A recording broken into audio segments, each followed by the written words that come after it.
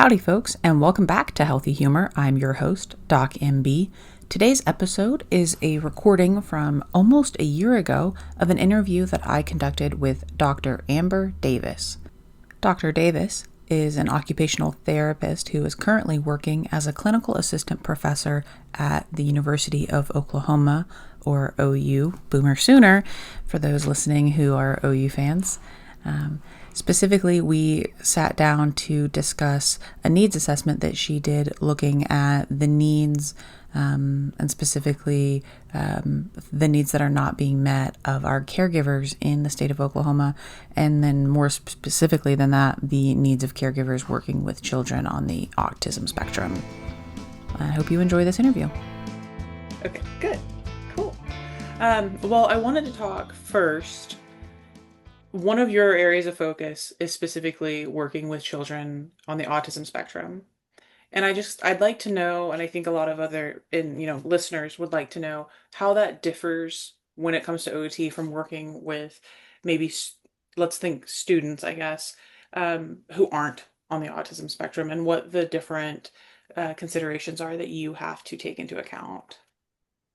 Well, that's a really good question. I always work with the person first, so it doesn't really matter what their diagnosis is or what, their age. It's what they specifically need, and especially with kids, you can have two 4-year-olds and one loves dinosaurs and one loves trains, so you might incorporate those things differently. But when you're looking at kids with autism or kids on the autism spectrum, one of the biggest issues is communication, and there's such a broad range of communication. You may have a child that is very verbal, talks nonstop.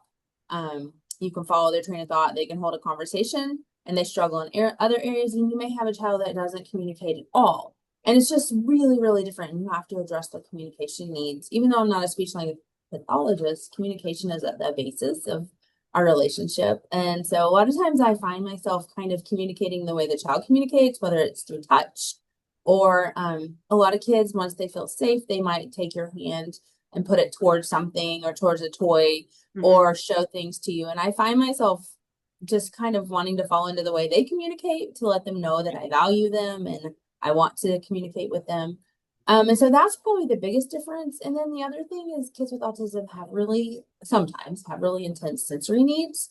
And a lot of times those sensory needs are perceived as behaviors, but like sometimes the eloping is a sensory need. Maybe they're overstimulated and they need to leave the environment, or maybe they just love running. And so I find myself kind of investigating the underlying cause of their sensory behaviors or meeting their sensory needs. And then when you can meet those needs, you can really make great progress. And it also helps the child feel comfortable and feel valued and feel safe. And I just kind of believe that once a child feels safe and comfortable and valued, you'll make great progress. So I try and meet the kid where they are, and I'll get to know them for the human being that they are, and then it builds from there. When we were preparing for this interview, we talked a little bit about presumed competence. So where does presumed competence fall into that work? And then also just for the listeners, what is presumed competence? So presumed competence is in the absence of any conclusive evidence otherwise. We should assume that all individuals have the capacity to learn, to understand, and to participate in age-appropriate activities and in meaningful relationships. So really, it's just saying, no matter how you communicate, no matter what your needs are, you are worth participating in the activities at hand. And even if you aren't participating in the way that most other people are, you are still allowed to participate that way. And so it really provides somebody with dignity and respect and that sense of safety and the sense of who they are is valuable. And so really, if that's at the basis of all of our interactions, it helps the child grow and thrive. So that's what presumed competence is. What was the second part of the question? Just how it plays in with your work with students. Yes. So I find it so fascinating. Sometimes you'll get a child and the underlying, thoughts about the child as well. We don't really know what they can do. They don't really communicate. They're not participating. But when you sit down and watch the child and work with the child and maybe get on their level, sometimes they're so focused on something that we don't even notice. They have a lot of things going on in their head. And one example of this is I have a little guy I interact with um, on a regular basis, and he likes to run and he has intense sensory needs. And I found us running to a water fountain over and over and over. And he would get a drink, but he wasn't really like drinking it. And I thought at first he was like playing in the water and just liking the feeling of it. But then I noticed like when he pushed the button to make the water run, if you held it down long enough, the fan would kick on. And as soon as the fan kicked off, he would listen. And so he's trying to figure that out. And once he figured out how to activate the fan, then he got under the water fountain trying to figure out what was making that noise. And it was like this whole experience of watching his brain work. And then the next time I interacted with him, I showed him fans on an iPad and we talked about fans and watched videos of fans. And he speaks, but he repeats.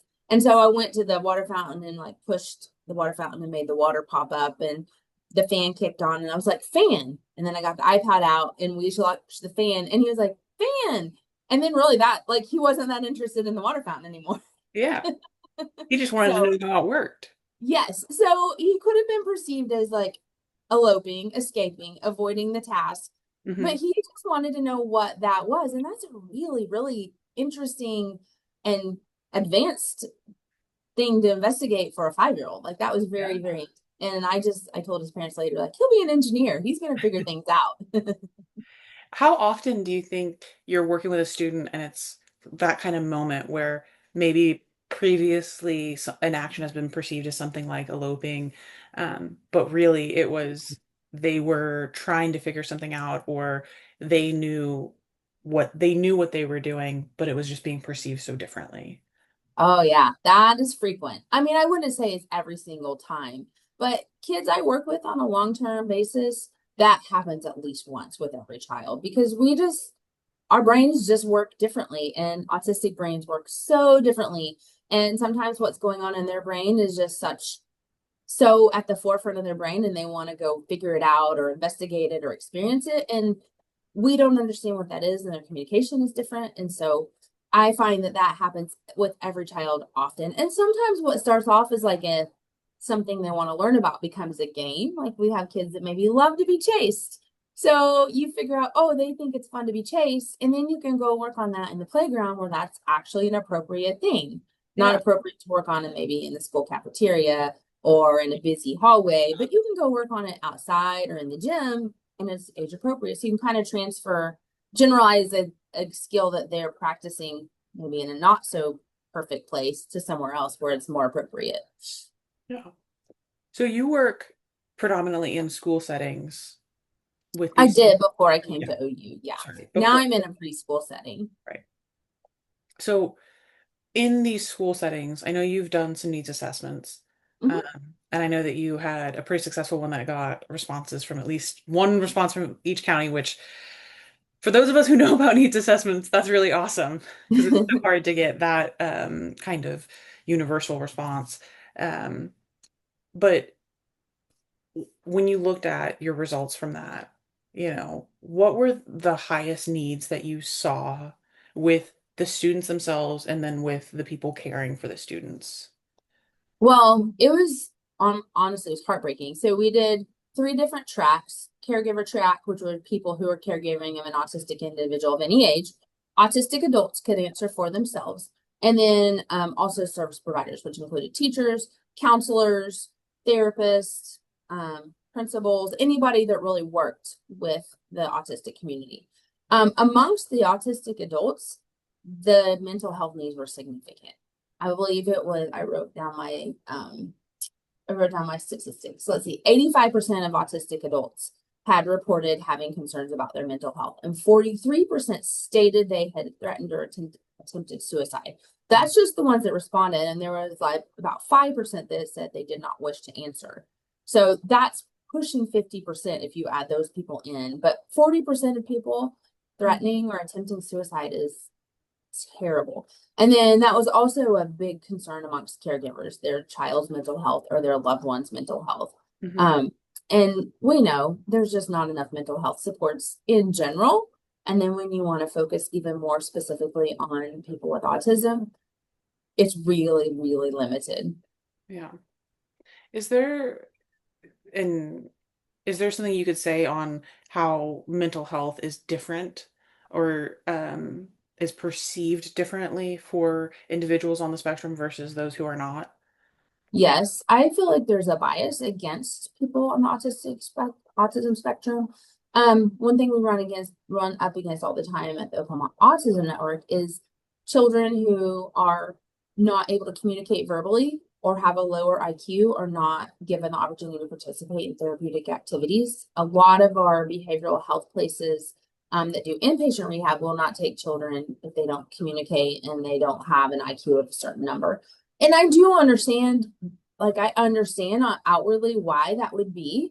And we're very thankful that any place would be willing to take a child with autism. But when you think about those kids who fall in that category of not communicating verbally and maybe possibly a lower IQ, where are we supposed to go for them? They need mental health help and a comorbid diagnosis. There's a lot of comorbidities in the mental health spectrum that go along with autism. Anxiety, for one, is rampant. It's kind of a comorbidity that goes along with autism. Obsessive compulsive disorder frequently goes along. Why does Oh, anxiety, why is that so um, well, I important? don't know. This is speaking from a layperson. A lot of times it just goes Okay. along with autism, but I can only imagine if I was put in a world where everything was possibly too loud, too bright, too much, and I was expected to follow social norms I don't understand.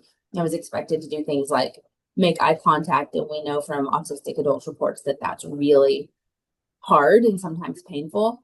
I would be anxious. Like if that was my world, if I was sent off to school and I Yeah. didn't understand what was expected of me and it was too much for me sensory wise and I couldn't maybe keep up academically, or maybe my brain was so focused on math and I could only focus on that, it would be really anxiety provoking. So that's my perspective. That's not a mental health person's perspective. That's my perspective. But um, anxiety, depression, and obsessive compulsive disorder often diagnosed alongside autism. Okay. And uh, to come back to kind of the work you do, Mhm. what skills are you, I mean, I know it's different for every patient, it's different for every Mhm. student that you work with. And then obviously with autism being a spectrum, well, everything is kind of a spectrum.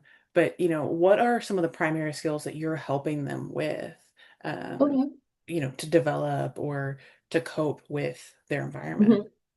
Well, one of the biggest things I think occupational therapists in general address is self-care. Mhm. And as humans, we want to take care of our own selves. I mean, it's not great to have somebody go to the bathroom with you and pull your pants down for you. It's more appropriate when you're 2 than when you're 18. But I love to give people as much independence and dignity as I can. So, of course, self-care, taking care of your own like hygiene, grooming, making your own meals. There's a lot of people that really start to grow in a lot of other areas when they start doing things like getting dressed themselves, showering themselves because they feel independent and they feel great about it.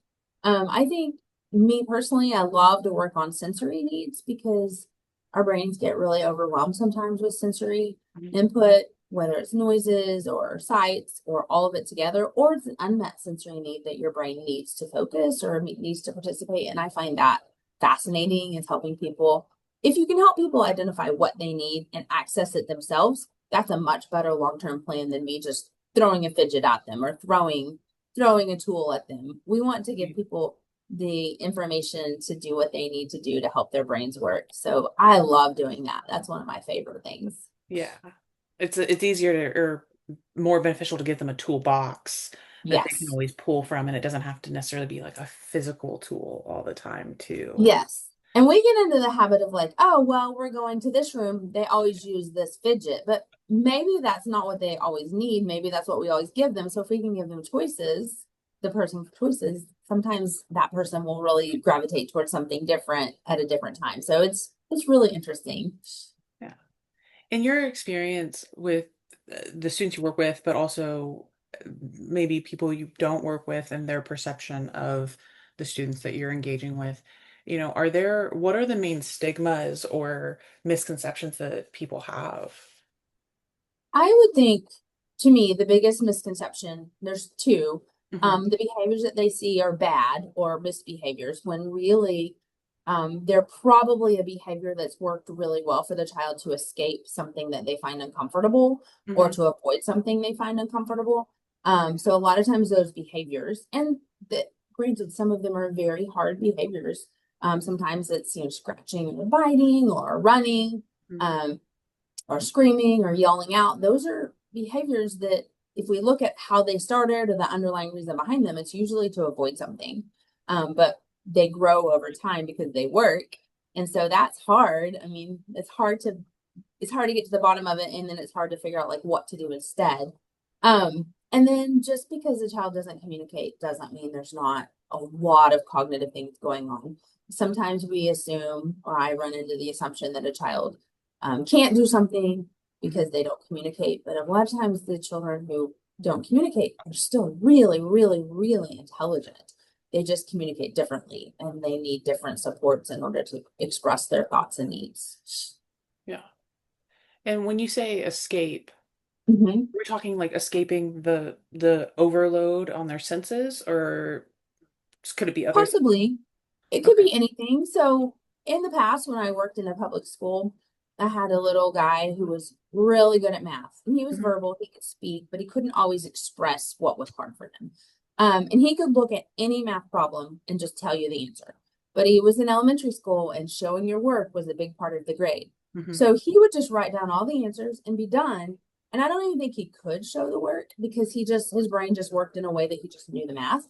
Hmm. And it turned into this big battle. The teacher wanted to show his work and he didn't want to. So every day during math, he got to where he wouldn't even do the math. He would get under his desk, or Uh, he would go to the bathroom and leave the school, or he mm, would go to hide in the library, or he would go to the coat closet. He was escaping that really hard thing for him. And mhm. it's really unfortunate because he loved math. Yeah. He was good at math, but it turned into this battle that wasn't necessary. And I would work with him on like the steps, and he couldn't verbalize the steps. I Hmm. think that was the problem. So we were asking him to do something he wasn't capable of doing. And it became this battle that so he would do anything he could to avoid that because he wasn't going to win. Like Yeah. he didn't have the capability to write it down. So in a situation like that, is should the focus then be more on, okay, he can't explain it to us, but he's getting the problems like he's doing the math correctly in his head, he just can't express it. Mhm. So then should the focus be, okay, let's turn it so that he doesn't have to show us the steps. But then what happens if you run into, well, he's not getting all of the answers right now, so we have to Yes. walk through those steps. That's a tricky situation. So we kind of landed on um, he could write out the answers, and Mhm. then in OT, I would work with them on working out the steps. I enjoy math as well. So I would do it on a whiteboard and I would show him the steps, and we kind of work through like, I get the same answer as you, but my brain doesn't work that fast. So I have to write it out. And he thought that was very funny. And so that was like just kind of a goal for him is to understand writing out the steps. And I just kept telling people, I think eventually he'll understand to write out the steps because it's going to get so hard. Mhm. But, and guess what? That's what happened. In high school, he had to write out his steps and he still would skip big steps at a time. Like he might write out 3 lines, whereas a typical student would write out 7. Mhm. Um, but he was showing his work in his own special way. And that was just kind of what we worked on. Like that was a process that he needed to learn how to work on. And it was several years worth of work. And he had other goals as well. That wasn't the only thing we worked on. But and he just would be like, showing your work. Yeah. He did not like it. I didn't like math either. Well, I mean, I liked math. I didn't like having to show my work all of the time. It is challenging and a lot of work. So in again, that same situation, like how much should it be, okay, the student or in your case, you might refer to them as patients, but how often should they necessarily be adapting to the world around them Right. versus how much of our world should we move for them? Yeah, that's always the question. And that is a great question. Um, and really, like, I think it's one of the problems of having a hidden disability because Mhm. autism is not something that you walk in the room and automatically see. But if you happen to need a wheelchair to walk, or for mobility, not to Mhm. walk, but for mobility, you enter the room and people see like, oh, they need a wheelchair. So I often think like just because every other student is able to enter the room on their legs and feet, are we going to push a child with a mobility impairment out onto the ground and say, well, everybody else is doing it this way, you should too? Yeah. That argument typically gets me a little bit of mileage. It kind of depends on who I'm arguing with. Most people understand that analogy. People think it's unfair that a child doesn't have to show their work. And I'm like, yes, it is unfair. It's unfair that his brain works that quickly and mine doesn't, but I can't stop it. Right. Um, but I also think people tend to go into areas that they benefit from. And so this kid probably is going to be an engineer. Showing your work like long term is probably not going to be like a life altering skill. Mhm.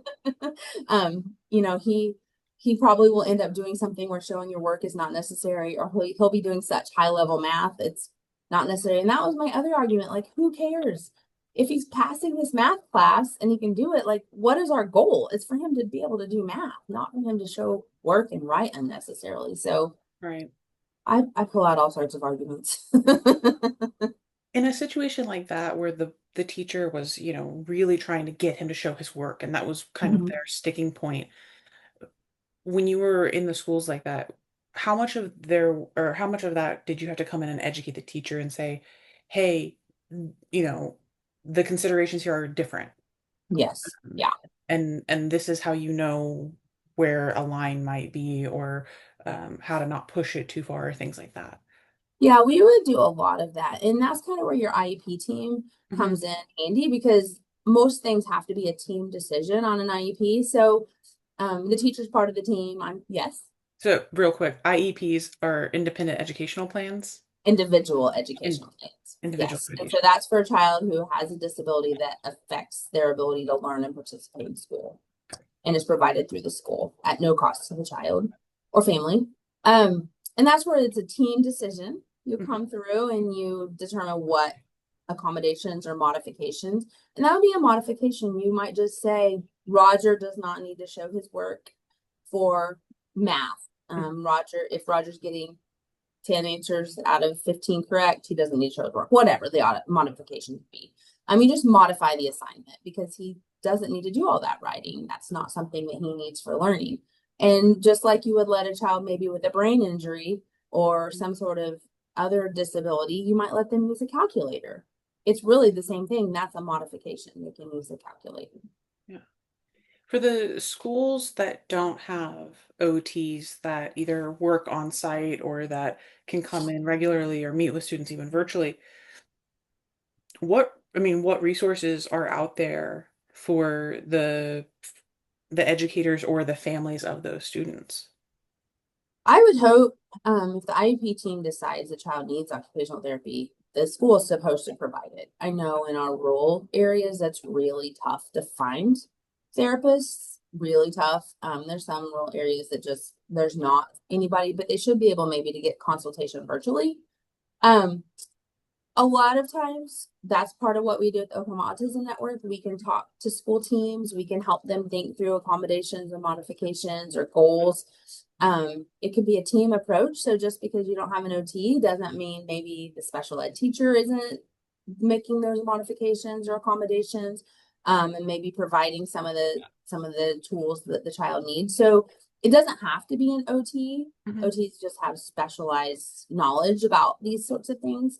But anybody on the IEP team could provide that. And if there's a school or somebody listening and they want more information, they can for sure contact me and I'll talk to them about that because we talk to a lot of schools, especially rural schools. Okay. Do you want to talk a little bit more about the Oklahoma Autism Network? Sure. So part of my job is to be a part of the Oklahoma Autism Network, and we are a statewide resource for anybody that has autism or any caregiver of an autistic individual or a school. And we just provide resources and support to anybody, and we try and connect you with other resources out there in the state. We have a website. It's called okautism.org, and on that website we have a provider directory and that lists everybody that we've contacted that agreed to be on there, that does anything that a family member or an autistic individual might need. And it includes doctors for diagnosis, mental health counselors, OTs, PT speech therapists, churches, all sorts of things, religious organizations, adaptive sports. So it's got all sorts of stuff, and we try and connect people. I just had somebody reach out on Facebook today looking for sports for their 7-year-old. And I gave them about 8 different options within their area. If you live in a metro area, you have more options than if you live in a very rural area. But there are some things out there for everybody, and it's really fun to connect people to what they need. And sometimes they have no idea. Like, yes, there's a t-ball group, or there's soccer, or this church. Yeah. We like to connect people with things in their communities. That's amazing. There's options out there, which Yeah. is always amazing, but Yes. And we also provide a lot of trainings, either virtual or on site, to families and schools and organizations if they want to learn more about autism. So that's fun. can you give an example of one of those trainings? Sure, we do trainings all the time. The most recent one we did, I didn't go. I've been to this one before, but the Bristow Public Library has an autism support group, and it's for families who have children or even adults with autism, and they get together and we've done a lot of trainings. I did one about a year ago on Hmm. sensory processing in autistic individuals, and then I think we just did one. My colleague did one, I think, on just resources in that area, and she kind of just answered people's questions. So that's what she did. We do trainings, like we've trained church groups, we've trained community organizations and how to best support people with autism. Um, we can do specific trainings if there's something very specific. So that's really fun. I enjoy going out in the community and meeting people and doing those. Yeah. So working primarily with younger Mhm. individuals here, what is like an example of, I guess, like a successful student that you've worked with, you know? Oh, wow. That's a fun question. So I will think of a little guy we had. I won't give a specific time frame, so I don't want to identify him, but we have a preschool that serves kids 2.5 to 4, and he was one of our more recent kiddos. And when he first came in, he really struggled. He cried. It's a 2.5 hour program, Hmm. and I would say the first day or two he cried a lot. He doesn't communicate verbally. He has a lot of sensory needs, and he just seemed distraught. Hmm. And we would play with him and work with him, and he would participate, and he would have a great day and then a difficult day and then a great day and a difficult day. So that the progression of that, by the end, he came in, this like his last day, this is an example. He would come in, he opened up his backpack, hung it in his cubby, went straight out to play. We showed him his little visual for going to the bathroom. He went in, he wasn't toilet trained yet, but he'd pull his pants down, he'd sit on the toilet, pull his pants up, go straight to his room. Anyway, went through the whole day, Uh-huh. what to do, ate his snack, communicated to us when he was all done, used we got him an iPad that he could communicate with, communicated on his device, had the best time, played, gave hugs. I mean, it's just heartwarming to see how fun and how awesome he did over time, feeling like he knew what to expect. We followed a schedule. We were very consistent, and we always responded to his needs and supported what he needed. And it was so encouraging to see that from 2.5 to 4, how much he grew. Oh, I love that. Sorry, giving me a notification there. Uh, it's just the Zoom notification. That's okay. Yeah. So again, these students that you work with, you've been working with them for a while, Hmm. and maybe not the same students for that Yeah. whole time, but with students for a while. What's a piece of advice you would give to someone who's maybe just kind of starting out to work with students on the spectrum? The best advice I would say is it's a quote by Dr. Stephen Shore. If you've met one person with autism, you've met one person with autism. A lot of times we want to lump people in like, oh, they're autistic. That means nothing. Like every single one is different. And like take the time to get to know them, know what they like, figure out what they like, and bring that with you when you work with them. Mhm. Don't force things on them. Give them time to process, give them time to get to know you, and just have fun. Like sitting down and playing on the floor, or finding a shared interest, or like swinging them on a swing. Like when you see the joy that the child has, is so fun. And if you have those shared experiences, they're going to learn oh, this course is kind of fun. I think I want to come back or I want to keep doing this. And then you really start to build some skills. You have to have a basis of some shared enjoyment and something that you both find meaningful, or else it's all about me. And that's not good for anybody. Nobody, like, they don't need to know what it is about me. It needs to be about them. So that's my advice. Get to know them and figure out what they like and build on that. Oh yeah. I love that. That's the, meeting them where they're at. Yeah, exactly. Yeah. Yeah, it kind of goes back to what I said at the beginning. If a child feels safe and loved and supported, you're going to see all sorts of growth. Oh yeah. It's, I see that with my students too, just sometimes the way that they'll open up whenever you can talk to them about something that they enjoy. And these are Yeah. just everyday average Joe, students. So it's just a little different there, but But it's kind of the same for a student because, the college can be scary, the oh yeah. class might be challenging, they may feel apprehensive. So if you can level the playing field by something that they enjoy and find meaningful, then you have a basis for a relationship. Yeah. It's a beautiful thing. It really It is. is. It's Yeah, human connection, really. it is. Is there anything that you're working on currently that you'd like to share? Um, let's Anything that think you about that. would just like people to know about your work? Um, Well, I would like people to know about iLeap, our preschool for kids that are 2.5 to 4. It's on the OU Health Sciences Center campus. Mhm. And if you're interested in it, we have a website where you can actually click a QR code and find out more. I was on there earlier today, but you can just Google iLeap, ILEAP, and then you can click the QR code, scan it, and you can find out all the information you need because it's a really great program for families and for little guys. And we also do family support. Like we try and do trainings for families on like what school looks like for your child, what's an IEP, how can you support them best at home, sensory, things like that. So it's a good support for families and children. Yeah. That's again wonderful work. I love Thank it. you. I Thank you. I don't think I shared this whenever we were planning this interview, but the elementary school that I went to here in Tulsa, they had a really, really wonderful special education program, and Oh, so wow. I was very fortunate that I went through, my primary education with a lot of students who were on the spectrum, because the school also had a daycare afterwards that any student could go be part of this daycare as long as their family could pay for them to go. And so within that, we had a lot of the students from the special education program.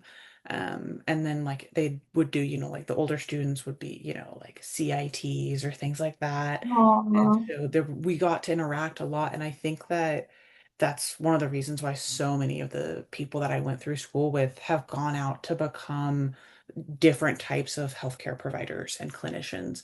I think Yeah. having that connection was so important for Yeah. us. There's Um, a lot of evidence out there that says that children who are exposed to all different people, mhm. different beliefs, different cultures, different looking people, and different abilities, they are much more accepting and able to go out and interact with people throughout their lifetime. And it's so good for kids. It's so good. And it's good both ways. I mean, it's good for the kids who have different abilities and also the kids who um, are typical, and it's good for them to go respond. I have a great story. Do you have a time for a story? Yeah, we've got a Okay. few minutes left on our clock here. So yeah, We please. were doing in the public school, we were doing a tornado drill. And I brought a little girl who was in a wheelchair, and she's very differently abled, but precious, sweet, funny, very funny. I brought her in to where everybody was sheltering in place for the drill. And these little boys, they're probably third or fourth grade, they're like, bring her over here, bring her over here. We want her. So I pushed her over there because we were in a hurry. She usually wheeled herself, but we were in a hurry. So I pushed her over there, and we were talking about how we were going to keep everybody safe if it was a real tornado. I was like, guys, why did you want Roberta to stand by you or be by you? And they said, well, she's the most popular girl in our whole school, and we're so lucky she's over here. And of course, she laughed and giggled, and I was like, did you hear that? You were the most popular girl in the whole school. And then kids all over like, that's not fair. She should be by us. It became like this whole thing that she Yeah, wasn't by certain kids, but it was so heartwarming that that was the most popular girl in the school. And of course I shared that with her parents who loved it, and it just was so special and sweet. and it's heartwarming. And you know that all of those students are going to remember that forever, Oh yeah, yeah, and not just her, but all of them. yes, absolutely. Yeah, so great. Oh, that was a great story. Thank you. Yeah. Okay. Well, I just want to thank you again for being on the show. Um, and that I really appreciate, and I'm sure most of the listeners on here also really appreciate all of the work that you're doing to help support Aw, our students with autism in Oklahoma. So, thank you. This was really fun. Thank you for having me. yeah, maybe I'll have you back again sometime. I love it. It Yeah. would be great.